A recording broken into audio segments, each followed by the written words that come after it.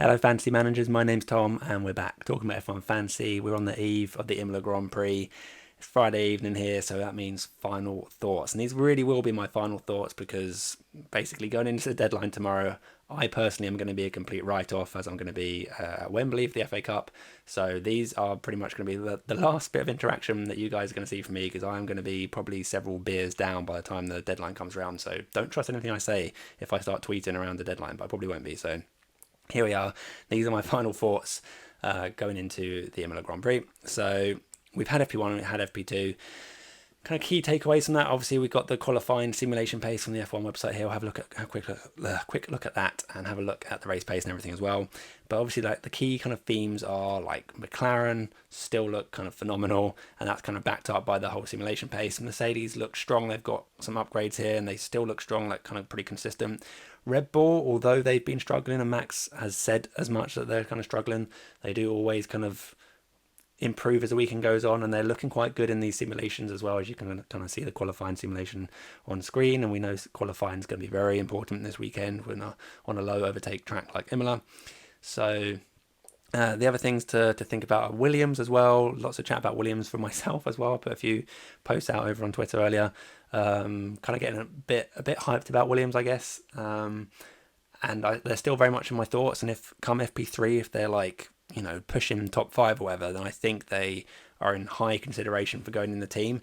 As it stands currently, in between period here where we are in between FP2 and FP3, although Williams are still very much in my thoughts, I think I'm still leaning more towards the Mercedes or potentially a bit off the wall, a bit controversial maybe, or a Red Bull build. I'm not entirely sure yet, but at the moment my team is sat on. I'll come back to these simulations in 2 seconds. This is my team at the moment. You can see I'm sat on McLaren, Mercedes, Piastri. So I'm considering sitting on that main structure, but I'll talk about Red Bull as well because I think they're kind of interesting at the very least. But anyway, yeah, let's have a look at the qualifying simulation paces. The thing that strikes me straight off the bat is probably this big red bar. Six teams down, the Ferraris and qualifying pace. They're so far back. The Williams are quite a nice chunk ahead of them, and even Alpine are ahead of the Ferraris. That's normally, like on a normal weekend, that'd be like, oh, that's actually not too bad because they'll qualify back, they'll make some gains, but it's so tight when you look at FP1, FP2 results. Like everything's in like within a tenth of a second, or like in FP1, like the top 10 were covered by about half a second. The top 10 half the grid by half a second. Like that's kind of insane to me. And like I say, this is a low overtake track though, so the Ferraris qualifying potentially further back. Obviously these sims are a bit iffy sometimes. We can't really go off them entirely, but they are quite good indicators in general. So yeah, the thing that strikes me is the Ferrari's not looking great there, and on a track where qualifying is important, it definitely will be important. I would imagine it's likely the winner on Sunday will be qualifying either P1 or P2. It's unlikely in my mind that the win is going to come from further back. So I think qualifying pace is really important. So obviously McLaren looking phenomenal. And then it's just really tight between Red Bull and Mercedes. And when we scroll down as well to the race pace, if we have a quick look at that, you can see it's also really tight. Mercedes just get the edge over there. But again, these are very fine margins. You can take these simulation charts with a little bit of a pinch of salt. So the fact that it's obviously very close there, and Red Bull, like I say, do generally make improvements, and Verstappen is just good around this track, and Tsunoda looks a bit more at home after having a couple of races in this car now, although it's not completely filling me with confidence. I would still say that Red Bull is certainly on my mind, as you can probably tell as I've been talking about them for the last couple of minutes. But things to note here, like I said, the Ferraris do improve in the race pace here, whereas Williams are also kind of right up there as well. The fact that Williams are like fourth best in qualifying and fifth / arguably kind of level pegging with Ferraris here, fourth best. That is a big thing, to be honest, and that does put a big green tick in the Williams corner as far as I'm concerned. We will talk more when I get onto the team selection page in just a second, but yeah, so for me at the moment it is kind of I'm a bit torn between Mercedes, Red Bull and Williams, to be honest. Ferrari, for me, I just don't have any confidence in them. That's what it kind of boils down to. I don't really have any confidence. The drivers sound a bit frustrated. It's not really working out. Hamilton said, it's a bit of a lottery if they're actually going to do any have a decent result this weekend after FP1, FP2. Do we want to be putting our faith in drivers that saying, it's a lottery if we're going to do well? It's like, not really. I'd rather back who I think are actually going to do well. And I think the teams that are going to do well, obviously McLaren, Mercedes, Red Bull look tight, and then Williams at a big discount look tempting because they obviously get that 0.6 rise instead of 0.3. I know it's not a massive difference, but it is still double effectively. I know it's a small double for going from 0.3 to 0.6, but I think it's still worth some thought, and it does mean you can spread some funds elsewhere. The other thing to note, look at the Alpines falling back in race pace quite considerably is a little bit concerning because as we see up here, they are pretty good at qualifying, but are they going to be able to hold position on a low overtake track potentially? Let's have a quick look at the car performance. I guess the main takeaway here is the fact that the McLarens are just faster than everyone everywhere, slow, medium, high straights, and no one really gets closer. High speed, where McLaren have been kind of a strength for them for some time. Everyone's like fairly close to them, but they're still, McLarens are still the fastest. The only place that they're really not the absolute fastest is in the straights, and there's not a great deal of straight action apart from that kind of pit straight on this track, so I'm not too concerned about that. I think the McLarens are just going to be phenomenal this weekend, which does make me think also, in my team selection video I was talking about the whole Kick Sauber situation, and I'm not going to get into detail about the Kick Sauber situation because I am quite kind of off it. I think it's certainly worth some thought, some thinking. Three free transfers. I can never get my tongue around that expression. I don't know how many years I've been doing these videos and how many times I've said that. But yeah, I would probably have to go something like this. This would be kind of the Sauber team, and this is plausible. And I think there will be some people that kind of go down this road. I don't think I'm going to go down the road, even though the McLarens look phenomenal. You've got to also bear in mind it is extremely close, and the McLarens, just one little mistake from Norris or Piastri, and that puts them back in like P7, P8. I genuinely think they might actually struggle, even though they are a bit of a rocket ship. On a low overtake track, will we see them actually climb back to the podium? Probably still, but it still gives me some question marks. And we have seen particularly with Lando Norris making a few mistakes in qualifying, although he does look pretty good around here this weekend. So I'm kind of off the Sauber build, even though they're quite nice because they're quite likely to get a price gain and they can't drop anymore.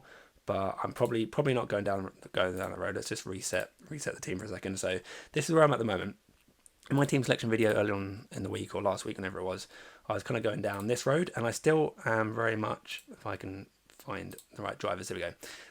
This is still very much where my thinking is at the moment, because a couple of reasons. First of all, Colapinto I think is almost a must buy. I wouldn't say I'm 100% to buy him, but I think I'm, probably at least 90% to buy Colapinto at this point.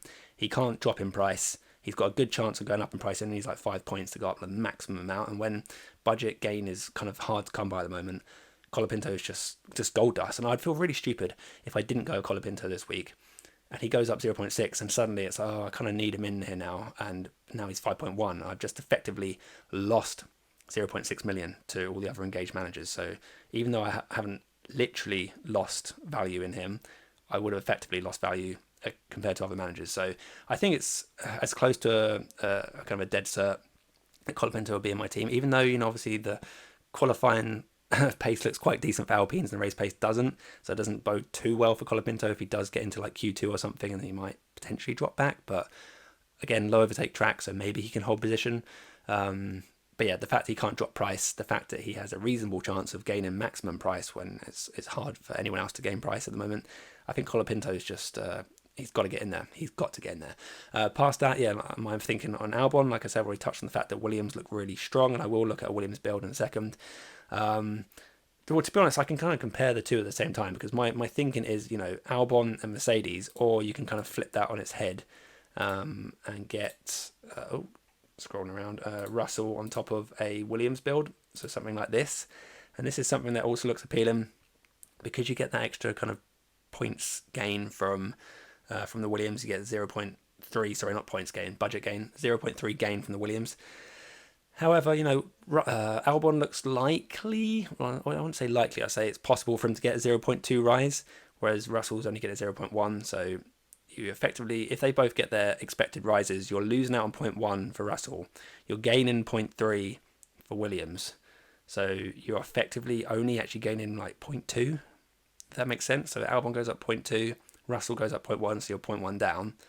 And then Williams got 0.3 more than Mercedes, and therefore you're 0.2 up overall, If that makes sense. I hope that makes sense. I hope I've done the right maths. But yeah, simple maths, but it's Friday night and I've had a long week. So yeah, so this is definitely a team that I'm thinking about, but I would only go this route if Williams look really, really strong come FP3, because I think in general, kind of long term, I think I prefer to have this kind of bigger, slightly more trustworthy constructor. We've seen, for example, Carlos Sainz a couple of DNFs. Albon hasn't quite DNF'd yet, but he keeps chugging away. So are they going to get a DNF? I don't know. It's kind of speculation that's kind of unhelpful, to be honest, to go down that road.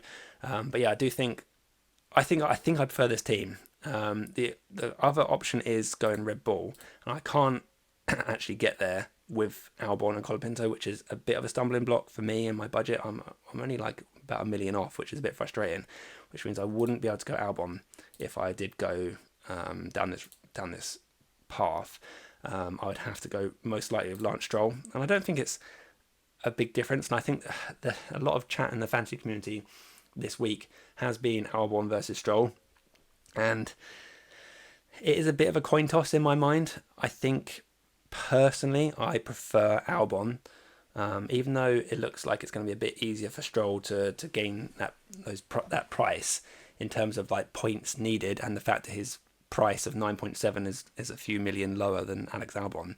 That means going forward it should in theory be easier for Stroll to gain money, but I don't see Stroll scoring like hardly any points basically in the next couple of races. I think he'll struggle even with an upgraded Aston Martin. I think he'll struggle to score enough points for a price rise. And in Monaco as well, where you're just not going to overtake, and he's not got the best history around Monaco either. I don't have confidence in Stroll. There's just something about it.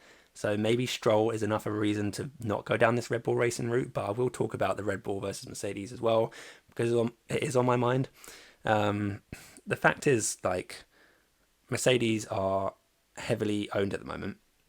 In fact, let's hop over to F1 Fantasy Tools and we can have a look at the data. So as you can see from F1 Fantasy Tools here, McLaren, Mercedes, super, super popular. This is what we're talking about when we're talking about the template. And we see Red Bull. I should start off this segment with, this is the Patron 500, which I'm kind of more interested, at this stage of the season, kind of more interested in the Patron 500. As it gets further down the season, I'll probably look more towards the Global 500, but I'd imagine it's similar actually. Yeah, quite similar. Mercedes slightly less owned, and in fact has actually kind of more owned there.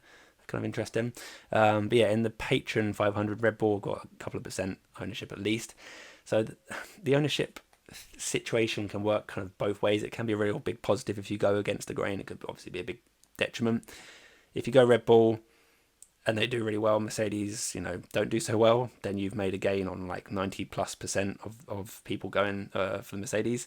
However, if it doesn't go according to plan, Mercedes do just, look solid, then you're losing out to 90+%. So yeah, depends which way you want to go. If you want to go against the grain, when it's close, it is close. When we look at the qualifying and the race pace simulations, it's almost a dead heat kind of between Mercedes and Red Bull according to the F1 simulations currently. So when it's a dead heat, is it just sensible to go with the lower owned team? I would say generally yes, it is. But for me personally, it means I can't get to Albon. I have to go Stroll. So that's a bit of a meh. I'm not too happy about that. Again, I don't think Stroll is a bad pick, but I just prefer Albon over him personally. I think Albon's just generally better. It's just for scoring points. On average, like Albon scoring like somewhere between 10, 12 points. I think he's more than capable. Whereas Stroll, I generally think he'd struggle unless he gets lucky and gets a bunch of positions gained somehow from a lucky safety car or something. I think he'll struggle to score more than like 5 points a race. So I'd rather just kind of chug away a few races with Albon. So that's kind of where my thinking is, that I'm probably sticking with Mercedes, but I do like this kind of differential play of Red Bull, even though, like I say, they haven't looked super great in the practice sessions, and there have been some complaints from Verstappen or whatever, but I still kind of like going against the grain a little bit where appropriate. That said, there has been a lot said about Mercedes and their upgrades, and they're bringing a bunch of upgrades over the next couple of races, so maybe there'll be further upgrades, maybe Monaco, Spain, for example. So maybe just sticking with Mercedes is just a safe play. And if I stick with Mercedes, if I just revert back to the kind of the Mercedes build for a second here, sticking with Mercedes also means I can hold on to an extra transfer. I've currently got 3 transfers this week. If I just do Albon and Colapinto in and hold on to Mercedes, then I have another 3 free transfers going into Monaco, which gives me more flexibility. And I do really like that because I really, really, really hate taking -10s unless I absolutely have to. And, come Monaco, we may need to change things around a lot. And I would also really like to have 3 free transfers going into Spain with the whole technical directive thing. So yeah, just trying to keep open my transfers as much as possible is also quite appealing. So for that reason, and for budgetary reasons, plus kind of the Albon versus Stroll situation, this team on screen is probably where I'm headed at the moment. I will be keeping a close eye on the Red Bull situation if they do look like they're making improvements on Saturday. And I will be keeping a close eye on the Williams situation. I think Williams are certainly appealing, but I think because the B tier, A tier differential in terms of budget gain, 0.3 to 0.6, it's not as much as it was last season. So it doesn't feel like as much upside for dropping down and going for like a Williams style team this season. But Williams do look good. I will say that Williams do look good, and having Albon on here as a bit of coverage for them in case they do perform really well, while sticking with the majority, kind of playing it safe, climbing ahead of the zombie teams in the global ranks and that by sticking with the Mercedes McLaren build. I think this is where my head's at, despite being tempted by Red Bull, despite being tempted by Williams. I think, and Stroll, like I say, I think there'll be people that go Stroll, and I'm not faulting you for going Stroll. You could even argue Carlos Sainz, but Carlos Sainz is going to lose budget most likely, so I wouldn't go down that road. One other thing as well to bear in mind is Yuki Tsunoda. This is looking ahead, it's sort of Monaco, Spain onwards. Yuki Tsunoda keeps dropping in price. He's now 15.2 million. For me personally, I can't quite get there, but there will be teams, a million or two more easily. I've only got 108.8 million, I think. I think it's probably average to maybe even slightly below average my current budget. So there will be teams out there, you guys watching, you may well have enough budget already to go down this Yuki Tsunoda road. I personally wouldn't do it right now because Tsunoda is looking likely to get another drop. It might only be a 0.2 million drop depending on how well he does, but it could also easily be a 0.6 million. So for that reason, I think, getting Albon in here this week is great because he looks like he could get that 0.2 rise. And as long as you can pick up Tsunoda at the kind of bottom value, it looks kind of interesting. But I do think Tsunoda, he is in a Red Bull, and he's going to, the more races he gets under his belt, he's going to get more and more confident and hopefully faster. Therefore, Tsunoda, I think, should be on our mind as a potential kind of B tier semi-premium asset that could be on our team very soon. So for that reason, I think Albon's good because he potentially got up in price. I think Colapinto's good because it saves your budget. And as long as Tsunoda is likely to drop, which he is, and we keep climbing forwards with a team like this, then, I say forwards, Bortoletto's probably not going anywhere. Hadjar may well get a 0.2 drop. But yeah, one thing, margins are tight. The budget is kind of tight at the moment. It's hard to build budget. Going the Williams route, like I said, only really effectively gains you 0.2 effectively. It's not great. It could be the difference. It could be the difference maker. But for me, I'd probably stay with this team because it's good for points potential.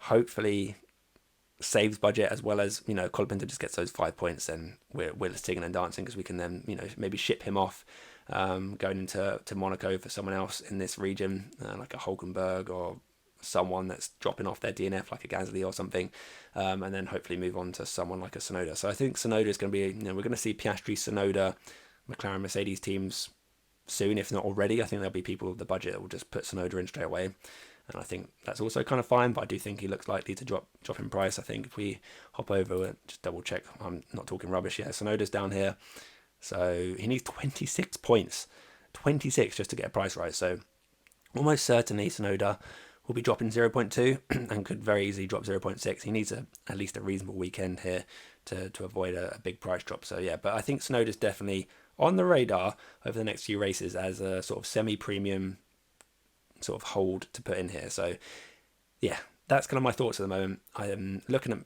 at Red Bull. I'm looking at Williams. Stroll, fine, but I prefer Albon. Colapinto is just easy peasy, lemon squeezy, 4.5 million. He could go up in price. Get him whilst the budget's nice and low. Don't effectively lose 0.6 million.